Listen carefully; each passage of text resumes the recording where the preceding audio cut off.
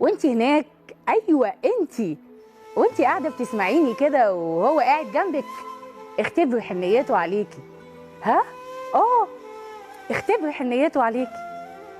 شوفيه بيعرف يطبطب على قلبك، يسندك لما تقعي، يقويكي لما تضعفي. هيشيل معاكي الشيله ولا هيسيبك تشيلي لوحدك؟ شوفيه في زعله وخصامه وخناقه، بيتغير عليكي ولا ايه دنيته؟ ضحكتك بتفرق معاه ولا على الله حكايته؟